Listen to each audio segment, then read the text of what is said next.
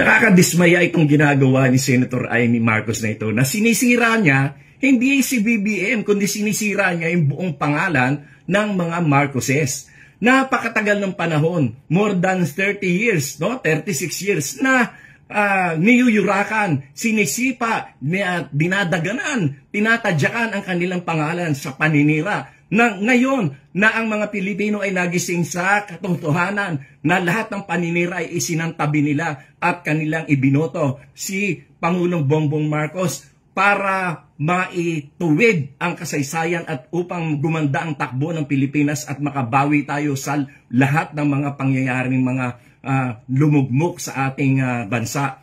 Ngayon ay sinisira niya. Sinasabi pa niya na nag-drug user daw si BBM at yang kaya pinakasalan ni Lisa ay upang maging matuwid ang kanyang buhay. Napakalaking kalokohan yan. Huwag nating maliitin ang pagmamahal ni First Lady Lisa Araneta Marcos kay Pangulong Bongbong Marcos sapagkat noong panahon na yon ay dapang-dapa sila. Talagang kanyang minahal ang ating Pangulo noong panahon na hirap sila. Noong panahon na niyuyurakan at tinatadyakan ang kanilang pangalan. At noong panahon na yon ay wala sa posisyon si Pangulong Bongbong Marcos. Noong pinakasalan siya, nilalait pa niya, panlalait pa yung ginagawa ni Senator Amy Marcos. Nasaan naman ang kanyang utak? Sana napunta ang utak mo, Amy? Kaibigan kita pero hindi ganyan dapat ang ginagawa mo. Sinisira mo yung pangalan ng buong pamilya nyo. Oh, bakit? Kasi meron ka nahuhulinigan na yung iyong badman dyan sa DPWH ay malapit na raw kumanta sa aking pagkakaalam sa mga media circle ay malapit na kumanta yung iyong bagman dyan sa Ilocos, yung mga DPWH projects na yan. At sa aming narinig din na si Diskaya pala ay contributor sa campaign mo, na donors mo rin sa campaign mo. At yung hindi ka na pagbibigyan doon sa mga pwesto na gusto mong ipa-appoint. Kaya ikaw ay galit na galit sa iyong kapatid. Pero kung galit ka sa kapatid mo, dapat ay yan ay ipaglihim nyo lang sa inyong pamilya. Huwag mo idamay ang mga Pilipino, huwag mo idamay ang Pilipinas. Ngayon maninira ka, magdi-destabilize ka ng gobyerno. Sino pinapahirapan mo? Ang mga Pilipino. Yan ba ang dapat mong gawin? Dapat mo ba sirain ang ating bansa? Mag-isip-isip ka, Amy. Nasaan ang utak mo? At sinisiraan mo pa si BBM para ikaw ay makapagtakbo sa ticket ni Sara as Vice President. Yan pala ang plano mo, ha? Na magtumakbo kang Vice President kay Sara. Nasaan na? Nasaan ang lohika mo? Nasaan ang iyong isip na punta? Ha? Kinakampihan mo ang mga mamamatay tao, ang mga magnanakaw, ang mga korap.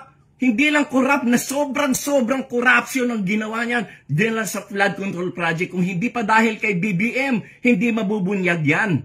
Tapos ngayon, ikaw pa ang kumakampi sa mga magnanakaw. Ano ka ba? Pambihira ang utak mo, Amy. Hindi ko malaman kung saan mo nakuha yung utak mo. Si Sara, walang kapanapanalo yan sa pagka-presidente. Kayo lang ang nagsasalita ng ganyan sapagkat kinukondisyon nyo ang isip ng mga Pilipino dahil takot na takot kayo, takot na takot ang mga Duterte at ang kanilang mga tauhan na sangkot sa mga corruption, takot na takot kayo na kayo ay makukulong na. Kaya yan ang inyong pinagsisintir. Kaya kayo ay kinakalaban at binabagsak nyo ang gobyerno ni BBM. Hindi kayo mananalo sapagkat nasa likuran ni BBM ang milyon-milyon na mga Pilipino na naniniwala na ang buhay natin ngayon ay mas maganda at mas may tinatahak na direksyon kaysa naman nung nakaraang panahon na wala talaga, na wala, sabog-sabog lahat. Kaya Amy, mag-isip-isip ka. Hindi ka namin papayagan dyan sa ginagawa mong yan sapagkat kami mismo, kami mga Marcos loyalist, kami mga taong mga Pilipino na naniniwala sa kagandahan ng ating demokrasya ang magiging kalaban mo. Hindi ka naman nanalo kahit kailan.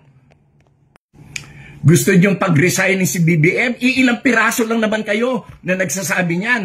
Takot na takot kasi kayo na malapit na kayong makorner, malapit na kayong makasuhan, malapit na kayong makulong. kayo na mga kalaban ng politika sa administrasyong BBM.